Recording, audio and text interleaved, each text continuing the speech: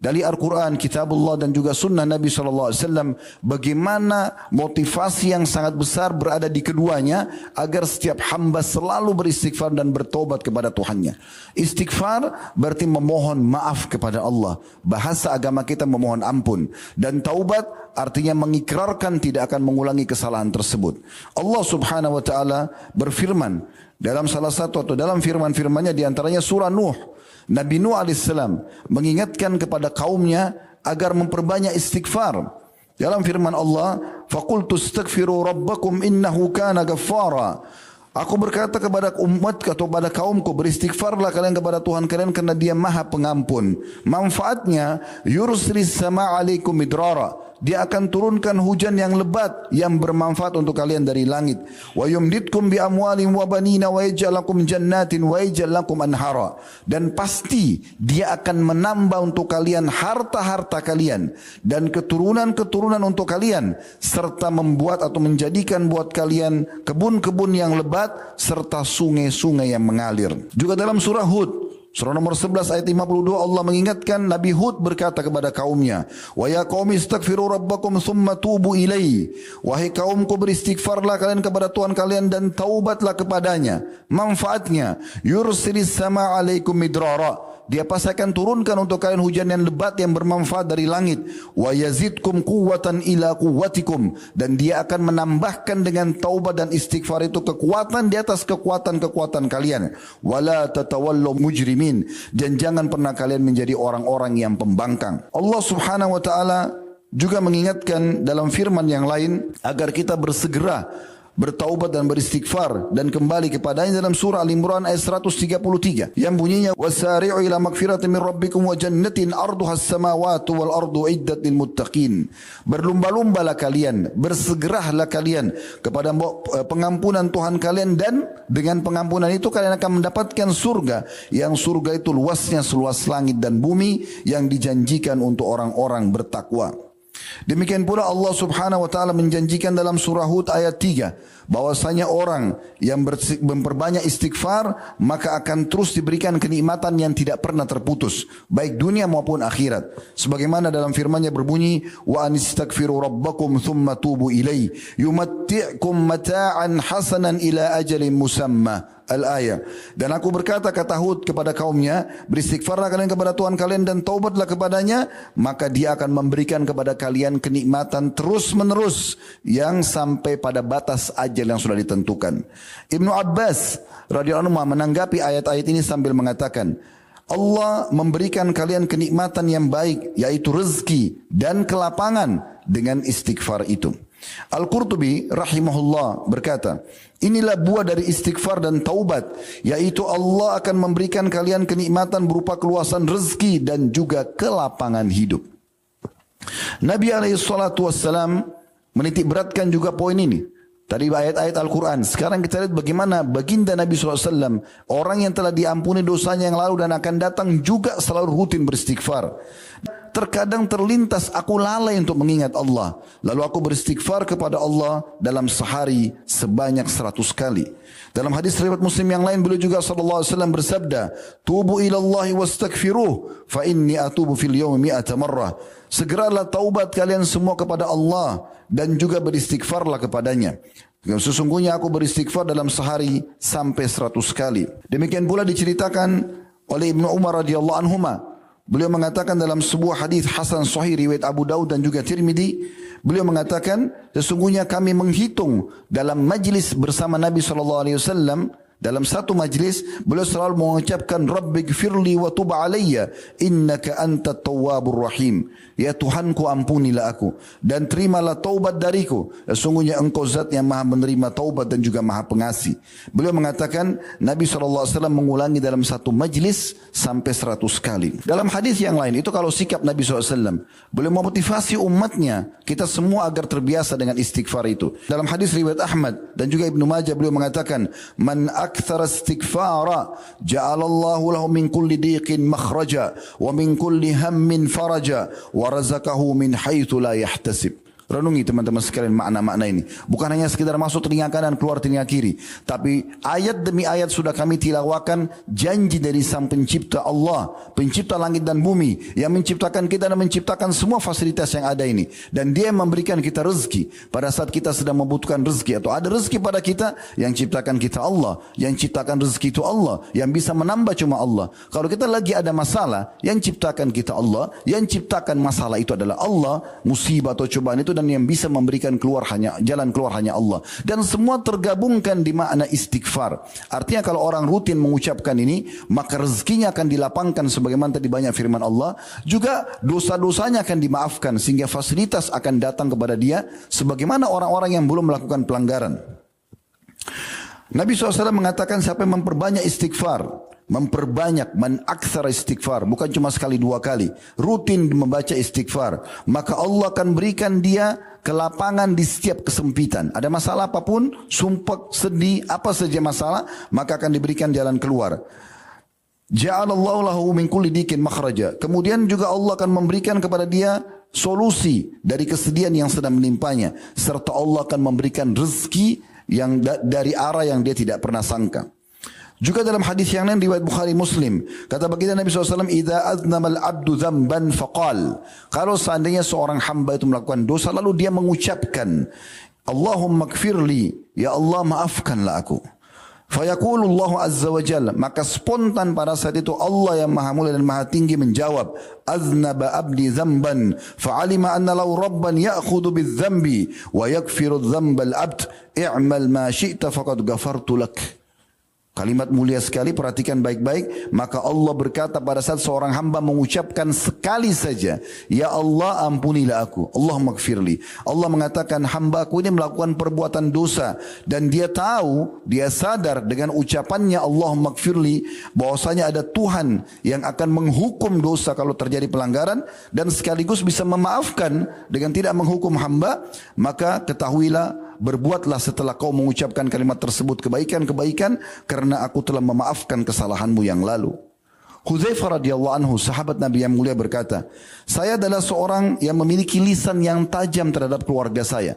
Seringkali berkata tegas, keras kepada istri dan anak-anaknya. Maka saya pun khawatir lidahku membawaku dalam api neraka. Maka aku datang kepada Nabi SAW dan mengatakan, ya Rasulullah, sesungguhnya lisanku sangat tajam dan kadang-kadang aku lalai dalam mengucapkan pada saat lagi marah. Maka Nabi SAW mengatakan, fa'aina anta minal istighfar. Mana kamu dari istighfar, wahai Hudzaifah? Fa'inni la astaghfiranna Allah fil yawmi mi'ata marrah. Sesungguhnya aku saja, artinya aku sebagai seorang nabi yang jelas diampuni dosaku, aku juga diawasi oleh Allah Subhanahu wa taala sehingga amal-amalku selalu terjaga, maka tetap aku beristighfar kepada Allah sehari 100 kali. Hadis sahih diriwayatkan oleh Imam Nasai. Abu Hanifah rahimahullah meriwayatkan sebuah hadis dalam musnad beliau, walaupun musnad ini jarang dilirik oleh orang, tapi Abu Hanifah rahimahullah, beliau seorang ahli fikih, tapi beliau punya musnad menyusun hadis-hadis Nabi SAW. Di antara hadis yang beliau angkat adalah hadis Jabir bin Abdullah radhiyallahu anhuma. Jabir dan Abdullah adalah dua-dua sahabat, anak dan ayah sahabat, kita mengatakan radhiyallahu anhuma. Maka beliau meriwayatkan telah datang seseorang kepada Nabi SAW mengatakan, wahai utusan Allah, saya betul-betul belum dikarunia satupun keturunan anak. Maka apa harus saya lakukan?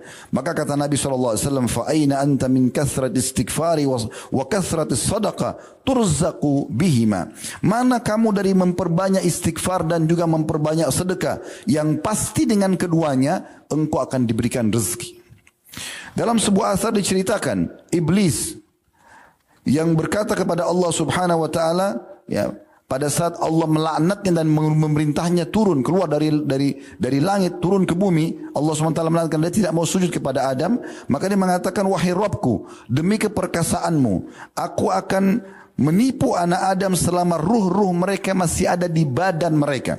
Maka Allah pun berfirman, wa izzati wa jalali la akfiranna lahum ma damu yastaghfiruni. Demi keperkasaan dan keagunganku, hai iblis, sesungguhnya aku akan terus mengampuni mereka selama mereka memohon ampun kepadaku.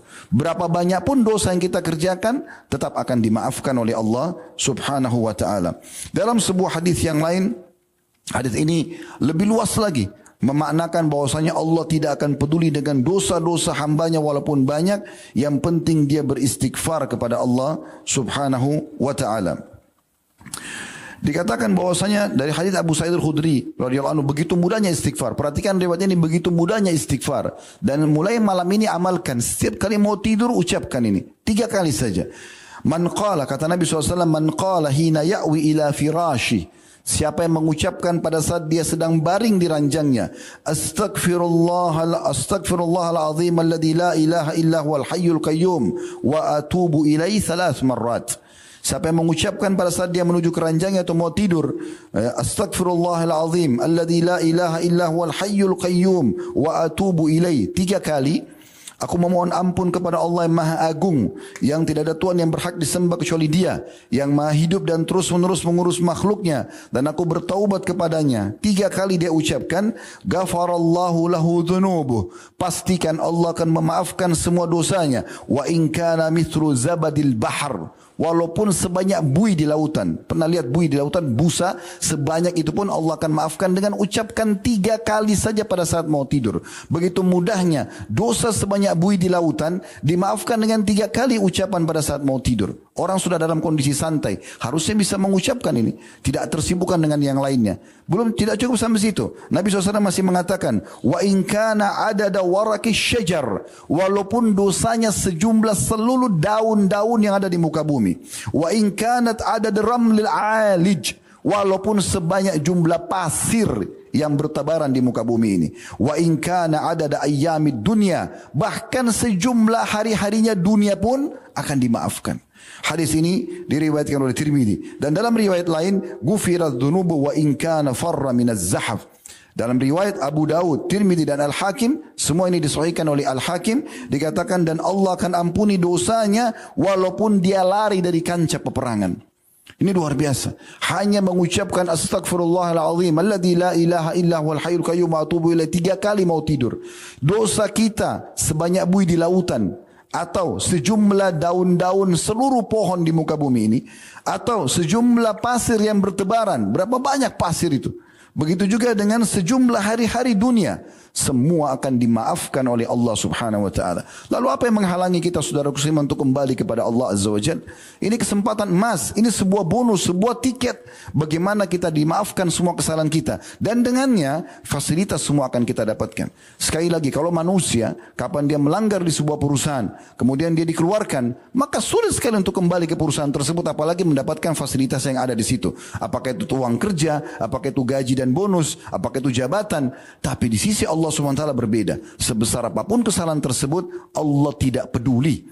Dalam sebuah riwayat yang sahih, riwayat oleh Imam Bukhari, kata Nabi SAW, ya bena Adam, hatta law balaga dhunubuka ananas sama wastaghfartani lagafartu laka wala ubali. Wahai anak Adam, kalau dosa-dosamu sudah mencapai langit, full, semuanya pelanggaran, kemudian kau memohon ampun kepadaku, maka aku akan maafkan tanpa aku peduli. Tidak ada yang bisa intervensi kepada Allah subhanahu wa ta'ala antara kita dengan Tuhan kita. Betapa bodohnya banyak orang yang diberikan kesempatan dan bonus dan tiket yang luar biasa ini, tapi dia tidak mengamalkannya. Waktu demi waktu berlalu tanpa mengucapkan istighfar. Dan ini aneh. Harusnya kita memperbanyak istighfar, dan coba dengarkan sebagai penutup dalam khutbah kita pernyataan para salafus salih. Dimulai dari perkataan Abu Musa al-Ash'ari radhiyallahu anhu. Beliau mengatakan, dahulu kita memiliki 2 pelindung dari azab. Salah satunya telah pergi, yaitu keberadaan Rasulullah sallallahu alaihi wasallam. Selama Nabi masih ada, sahabat seringkali datang mengatakan, ya Rasulullah, mohon ampunlah buat aku. Mohon ampunlah buat kami. Maka Nabi SAW istighfar dan Allah kabulkan. Tapi sudah pergi sekarang. Di masa Abu Musa al-Ash'ari berbicara ini setelah meninggalnya Nabi SAW. Kita pun sekarang keadaannya sama. Dan muslimin sampai menjelang hari kiamat sama. Karena Rasulullah SAW sudah meninggal. Berarti satu pintu untuk selamat dari azab sudah hilang. Lalu beliau mengatakan, dan tersisa yang satu lagi. Sekarang sedang berada di tengah-tengah kita, yaitu istighfar. Apabila istighfar itu telah pergi, niscaya dan pasti kita akan binasa. Rabi' bin Husaim rahimahullah, seorang tabi'in yang masyhur berkata, merendahlah kalian kepada Rabb kalian, berdoalah kepadanya di kala senggang, karena Allah telah berfirman dalam sebuah hadis qudsi, man da'ani fir rakhai ajabtu fis syiddah. Siapa yang berdoa kepadaku di saat dia sedang lapang, lagi sehat, lagi bagus pekerjaannya, maka aku akan jawab dan mudahkan urusannya di saat dia sedang sempit. Wa man sa'alani a'taitu. Siapa yang mohon kepadaku, tinggal angkat tangan, mulai dengan alhamdulillah wassalatu wassalamu ala rasulillah, lalu sampaikan hajat. Tidak ada sekretaris, tidak ada perantara, langsung mohon kepada Sang Pencipta Allah yang maha mendengar, maha mengetahui. Ucapkan, maksimalkan doa itu. Maka kata Allah SWT, siapa yang mohon aku akan berikan. Wa man tawadha li rafa'tu. Siapa yang merendah karena aku akan tinggikan derajatnya. Wa man tafarraga li rahimtu. Siapa yang meluangkan waktu untuk beribadah kepadaku, aku akan selalu mengasihinya. Wa man istaghfarani ghafartu lahu. Dan siapa yang memohon ampun kepadaku, aku akan maafkan kesalahannya. Ibnul Jauzi rahimahullah berkata, Iblis berkata, aku membinasakan anak cucu Adam dengan dosa, dan mereka justru membinasakanku dengan istighfar dan kalimat la ilaha illallah. Manakala aku melihat itu dari mereka, aku tanamkan hawa nafsu kepada mereka, di mana mereka berbuat dosa tapi mereka tidak beristighfar karena mereka mengira diri mereka telah berbuat kebaikan. Artinya, iblis sangat tahu kalau orang buat dosa dan dia jerumuskan, sebesar apapun dosa yang dia berhasil jerumuskan seorang anak Adam, akan dimaafkan dengan istighfarnya tadi. Sudah cukup hadis tadi tentang mengucapkan 3 kali pada saat mau tidur. Sejumlah apapun dosa kita akan dimaafkan oleh Allah SWT. Memenuhi langit pun iya. Maka semua upaya iblis akan sia-sia hanya dengan istighfar kita dan taubat kepada Allah. Kata ada rahimahullah berkata, Al-Quran menunjuki kalian tentang penyakit dan obat penyembuh kalian itu. Penyakit kalian adalah dosa dan obat penyembuh kalian adalah istighfar. Ali radhiyallahu anhu mengatakan, yang aneh ada orang binasa padahal keselamatan ada bersamanya. Ditanya kepada beliau, apa keselamatan yang Anda maksudkan? Kata Ali radhiyallahu anhu, istighfar. Astaghfirullah wa atubu ilaih. Apa beratnya kalimat ini? Semua permasalahan induknya ada di dosa. Maka dengan istighfar selesai masalahnya. Beliau juga mengatakan, tidaklah seorang hamba diilhami oleh Allah subhanahu wa ta'ala untuk istighfar, sementara dia Allah berkehendak mengazabnya. Kapan lisan kita mengucapkan astagfirullah saja, Allah mudahkan kita mengucapkan, berarti Allah tidak mungkin mau mengazab kita. Allah justru ingin kebaikan buat kita. Kenapa banyak orang punya kesempatan habis sholat, istighfar 3 kali, buru-buru berdiri lalu kemudian pergi. Kenapa enggak istighfar? Kenapa enggak baca ini pada saat lagi santai, lagi jalan? Jangan diam, ucapkan apa saja. Lagi bekerja, lagi beraktivitas. Dengarkan bagaimana nasihat daripada Luqman al-Hakim. Dia berwasiat kepada anaknya, wahai anakku, Allah memiliki beberapa waktu khusus untuk menerima haturan hamba-hambanya. Maka pada saat itu tidak akan ditolak apapun yang hamba minta. Maka pada saat itu perbanyak istighfar. Di sini bukan Luqman Hakim mengatakan minta rezeki, minta ini, minta itu, tidak. Diajar anaknya waktu mustajab